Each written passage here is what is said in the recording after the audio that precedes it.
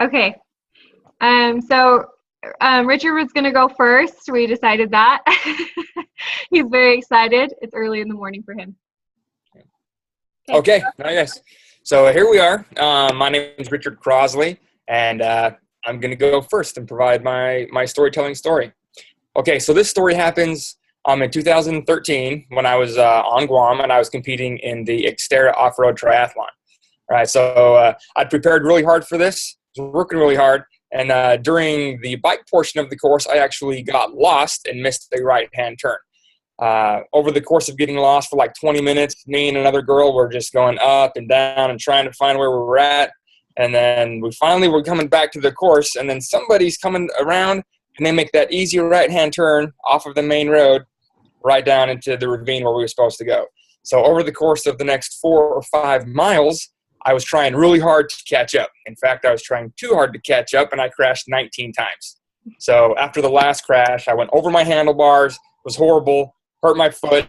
My derailleur was bent, and I even bent my shifter. So there I was with a rock trying to smash stuff back how it was supposed to go. When I got back on my bike, I was like, Rick, you better slow down or you're not even going to finish this race. So I slowed down. No more crashes. Was able to finish the race. And in fact, I passed enough people that I qualified for the World Championships and was able to compete in Maui in the Xterra World Championships that fall. And it was an amazing experience. So the moral of that story is, when we get behind at work, we need to not press and push so hard that we can't overcome and get sloppy work. So just slow down, be methodical, and slower is faster. Nice. So who wants to start with feedback? Well, I can start. That's okay. Great. I think two of the strengths is obviously the energy that you bring when you're telling your story. It's something, obviously, biking is something you're passionate about, and obviously you've worked really hard to achieve that level of success.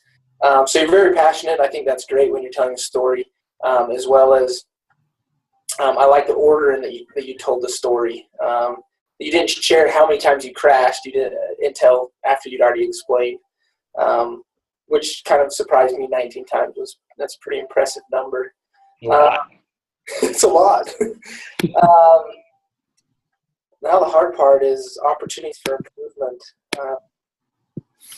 You might have to come back to me on the opportunities for improvement. Somebody else might have to go first. Okay. All right. Well, I agree. Your energy is exceptional. You have a captivating way of telling stories. Since I've heard this one before, since we talked about it in the webinar earlier this week, I can say I was almost excited to hear it again, and just to kind of see, what would kind of roll the same way. I think it's because of your energy. You can tell that what you're talking about really matters to you. So that you were really engaged then, and that's why it comes out in the way that you speak. I think something else was the way that you tell the story. You sort of it's almost funny. It's like I fell 19 times. Like, that's not a small thing. Like, if I were to do that, that's a marathon of terrible things, right? But you just sort of downplay it so that the point you're trying to make can be made clear, right? You don't deviate and go down a lot of different paths. So there's no squirrels going on in your story, which I really liked. In terms of feedback, I like when you get to the end and you say, the moral of the story is when you're working, to slow down and make sure that you're, that you can get it done, and it's not always about winning the race. And I liked that. I think you could almost add a more emotional element to that very end to the moral. And I mean, the power in your story is there, but maybe a little more emotional element at the end too, like what it means to you to slow down and what that means to you in your work environment as well. I don't know. That's the only thing I can really think of. Otherwise, it's just exceptional. Thank you. I really liked like how you like engage, like the way you talked and everything, and then you were able to connect with us. And then also, like as Ken said, you had that passion. Like we could clearly see that you were passionate about something, and also you had a model at the end. So I liked your flow of speech and everything, and also your communicating style is it's excellent. Opportunity. I think you're good, so probably you could just work on it more, and you could be more better. Okay. Thank you. Yep. Really good job. Okay. Right. Who wants to go next? I can go next. Okay. Okay, I'm Sharmili Sitharthan. It's just like a transformation story about me. So when I was young, I was just identified as a docile, demure, and soft-spoken teenager. Even my first name, Sharmili, meant shy girl. So I was happy with the label because I was always surrounded by a happy joint family back in India. They always showered love and always there to protect and guide me. And also, like, so I was surrounded by walls of love. The world did not intimidate me because it was like it all looked like bright and welcoming. And my family's inspiration, especially my grandma's inspiration, motivated me to step out of that castle. So I was propelled to pursue my master's in the US. So I came to US 6 years ago to do my master's in California State University, Fresno. So with all excitement, vision, and pride, I stepped into the university, but very soon I realized how hopelessly lost I felt. The new world looked frightening, no shoulder to comfort me, and then no hearty meal, no Indian food. So I just, the minute I felt like I just wanted to quit everything and just run back to my home. So all this individuality, spirit of liberty, confidence, everything like stunned me because they were all alien to me. But then like gradually I got used to the warmth of being independent. My family's love and their prayers made me realize, okay, I'm not alone. God is with me, because I was always like pious. And then in my university, I was awarded scholarship, and that motivated me to strive for the best. So when I was offered a job in my university as a graduate assistant, it was as a counselor for Women's Resource Center. So I was like pessimistic whether I would be able to handle it. But then like I was amazed at how capably I was able to handle and counsel students who approached me. I realized then the docile Sharmili once has transformed into a dignified counselor. So I vividly remember one story about a girl. I was counseling her, and she had this very sad story because she had an abusive father, and then her mother fought against the odds and brought her up and also helped her with education. I counseled her and prayed with her and was able to overcome. She was able to overcome her past. And also when she returned back, I was so happy to hear from her that she was doing fine, and I still get emails from her about all her successes.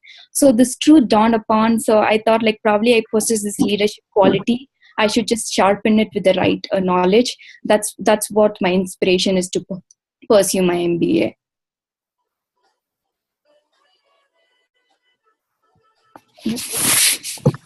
That was awesome. So who wants to go first with feedback? Okay, I'll provide some feedback. So I like your story. It's always good to have transformational stories. And you're like, hey, this is where I came from. This is what happened to me, and this is where I'm going. So I really like that.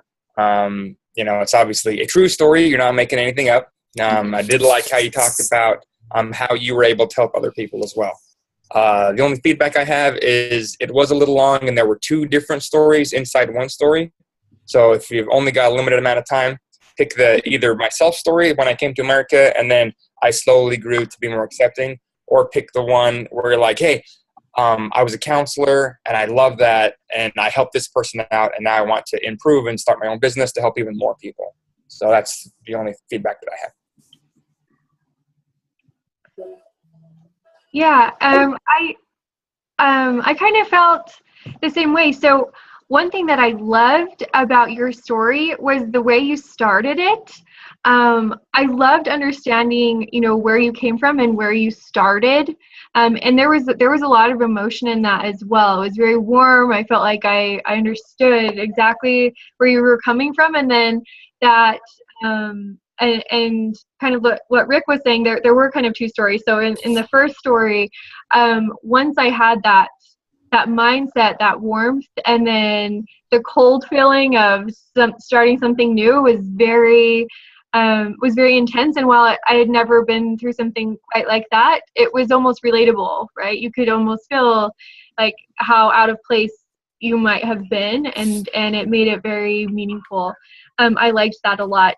And then your second story was really strong too. The way that you sort of found a talent, something that you were good at, kind of found a different version of yourself, and relating that way as well. I agree with Rick, though. That was my feedback as well, just that it seems like there were two stories, both of them powerful, both of them a big part of you, and probably both of them equally transformational. So maybe just choosing one of them. Thanks. I really like stories about how they've come to make decisions in their life. So I appreciated that. I enjoy those stories. Helps people understand how they make decisions and reflect on how they make decisions in their lives, or why the decisions they make are important. So I think those can be incredibly powerful stories. And I think both of those stories that you shared can be incredibly powerful. But I like the others, I think streamlining those two or strategically placing those two either next to each other or one after the other could add some to the power there, as well as context. And this context is difficult to define, but certainly context as you use out of those stories in the future can aid that as well. Thank you, guys. Mm-hmm. Kent, do you want to go next, or would you like me to? Yeah, absolutely. All right. Okay, so I apologize. I'm going to try and condense this story the best I can. I'm in healthcare, and I'm a nurse. This story takes place about 7 years ago. Had an opportunity to be working a night shift, which are always a lot of fun as a nurse because you're wide awake at 2 o'clock in the morning and a lot of fun things going on. This one particular night, our corporate office had just passed down a new ruling or a policy that we had to go into the patient's rooms at shift exchange between nurses. That's 6 o'clock in the evening and 6 o'clock in the morning, where we actually had to go in and do our nurse-to-nurse report in front of the patient. This didn't go over so well with some of the more seasoned RNs and the nurses, and I was a young nurse sitting there trying to think of which direction or what side of the fence that I fell on. Whether I fell on the side of I'm young and scared and so I have to do whatever corporate says, or should I side with these older nurses that says we don't want to go in and disrupt the patient because we wake the patient up enough at night. If anyone's been in the hospital, you know that nurses keep patients awake constantly all night long. And so that was their big argument, and I could certainly see that argument as well. And then it dawned on me about midnight as I was wrestling with this idea, what is it that the patient wants?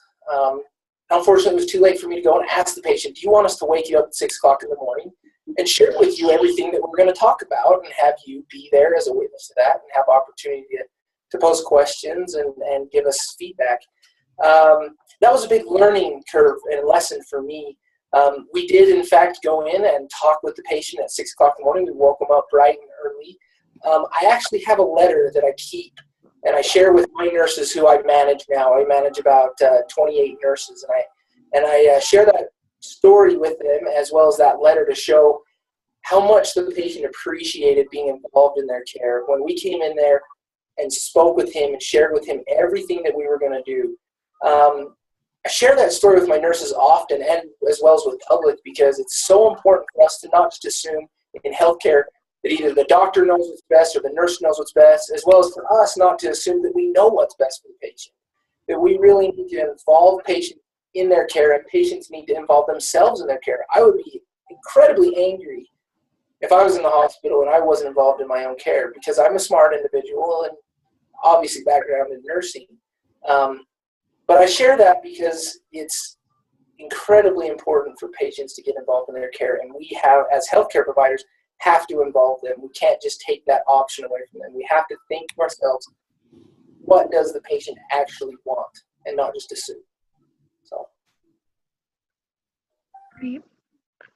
I really liked your story. What I liked was how something that you did really well, that really stood out was sort of the point in the story where you realized it was too late to go ask a patient, right? You came to the right conclusion, but you came at a point that caused conflict for you, which I liked. It showed vulnerability for you, and it showed that when you learned something from it, you were able to teach and say, now I know, like from my own experience, right, when I ran into that and I didn't do this, but could have, right? I think that adds value to say, I didn't just figure this out on my own. I figured it out maybe a little bit too late one time, and then I learned and I knew better the next time. I think that really added to your story. I also liked that, that it's something that keeps coming back to you. So it's not just something that you could reference and something that you actually do reference. I thought that added some value also, and I liked seeing that. The only thing I can really think of, and I really don't have a lot of feedback on this one, except maybe just to even focus a little bit more on like what exactly, because it kind of seemed like you took out a lot of lessons from that, so maybe picking like one or two really focused morals that came out of that experience. That's the only feedback, but great job. Thank you. Mm-hmm. I really liked your story because you had experienced something in the past and you're ready to share something about your past in the future, like right now, in the present. So I feel like you are playing a role of a leader, like by sharing your experience to everyone. So I could see that through, like by your story. The only opportunity also I felt like, as Amy said, like you could probably emphasize something that you learned from your past, like something like a model or something. I really liked it. Thank you. Yeah, so I imagine like you giving this speech like when you have your nurse turnover or when you get your MBA and now you're a healthcare administrator and you pull all your nurses in and you're like, hey guys, we're going to have a training today. I'm going to tell you a little bit about corporate policy, blah, blah, blah, blah, blah. So it was really good. You're gathering your troops around, nurses around, and providing that feedback to them. Hey, this is what we're going to do. And I know you may not like corporate policy. Let me tell you a story about me and a corporate policy thing that came down, right? So you did a really good job connecting with your audience, showing them that you are vulnerable. You did, just like the other two. And then, what you need to do, like they also said, is just drive that point home. Like, hey, this is what I want you to take from this message. Just close it up at the end. Absolutely. Thank you. Great. Okay. So I'm Amy Mill. My story actually happened a few months ago. So this is a recent one. A few months ago, I got a stomach ache, just a normal stomach ache.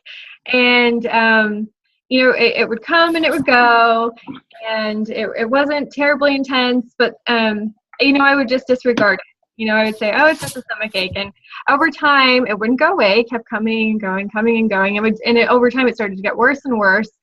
And, but it wasn't unmanageable. I could work through it. I could exercise through it. It was definitely uncomfortable and definitely annoying, but I just, kept pushing through it. And, my husband and my friends and my people at work kept saying, Amy, you should probably go to a doctor. This has been going on for a while. But I said, no. It's just a stomach ache, right? Who goes to the doctor for just a stomach ache? That's ridiculous. I was just certain that there was nothing going on. Well, one day, as these stories often go, it wasn't just a stomach ache anymore. I was keeled over in a ball, had to go to the emergency room, and by the time I got there, I ended up having to get emergency surgery and had to have my gallbladder taken out. So I literally lost an organ from this experience, which, luckily for me, it was a non-essential one.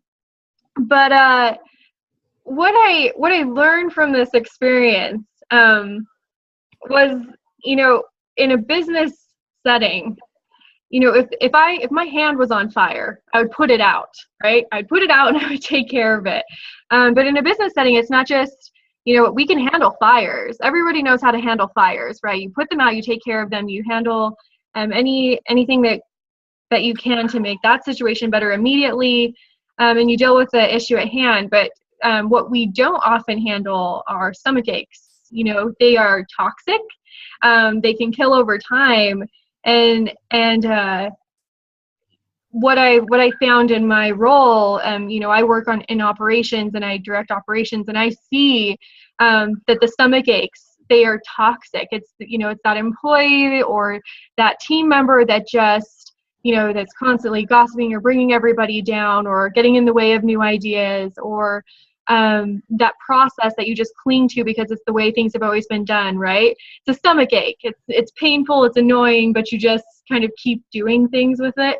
The stomach ache's got to go, right? Go to the doctor, get rid of your stomach ache. and hopefully it's not, in a business sense, it's not as extreme as like, okay, well, now you need to lose an organ. But deal with the stomach aches. That's what I have. I like it. I'll go first. I really like the relatability of your story. I'm in a management position. I oversee all the operations of the entire hospital. That's everything clinical. And I see leaders. I have other managers underneath me, and I see leaders in departments. And I see my previous predecessor where they allowed some of those stomach aches, if you will, to be just fester, to let it go, let it roll on. And I even saw to the point where even whole departments had to be restructured entirely after it got too toxic. Mm-hmm. So I think there was a lot of relatability to anyone that's been in a leadership position. Every one of us probably have a story about where we let something fester that we knew we shouldn't let it fester, but we just couldn't bring ourselves to take care of it. So I really like that and how it was relatable to anyone that's been in that position. And hasn't can understand the concept of healthcare, stomach ache, things like that. As far as improvement or feedback, I think I think it was really great. You did a really good job. I'm trying to think of a good feedback, but I would say really honing that concept or that idea that we don't want to let those hard things or those things that we don't want to think about fester, like going to the doctor for a stomach ache, things like that. I think you did a good job, but certainly you always could use some honing on the structure and point. So. Sure, thanks. I liked how you did the comparison, like from your own life into the business perspective, and I'm sorry about that. Like you had to lose that organ. I liked how you compared it, and then I felt it was like a kind of a negative story, but how you see the positive aspect of the story. So I like that aspect. My only feedback, just go to the doctor right away. As a nurse, go to the doctor. Yeah, so my feedback is really similar. This is why you never go last for providing feedback. Everybody takes all your stuff. All right. You did a great job showing that, hey, this is a real life story that happened to me. It's not something I read in the book that, hey, I have a friend who had a stomach ache. It was your story, and you presented that. You also showed vulnerability is hey, I was too prideful at one time to go to the doctor. So that's another thing that you can talk about is even though all these people were giving you advice, you're like, I don't want to take your advice. I know what's best. I don't want to take your advice. I know what's best. And then the only feedback is perhaps you could use that to be like, look, I was prideful. I made a mistake. Sometimes those toxic people are yourself, and you got to look in the mirror and see that as well. So I like that. I know you did a great job. You even had the examples. I was like, oh, great story. Now, is she going to provide an example of what a toxic person does? And you did that. And I'm like, sweet. You did an excellent job. Woo! So nice job, Amy. Thanks. All right. I think we're good. Does anybody have anything else they want to add?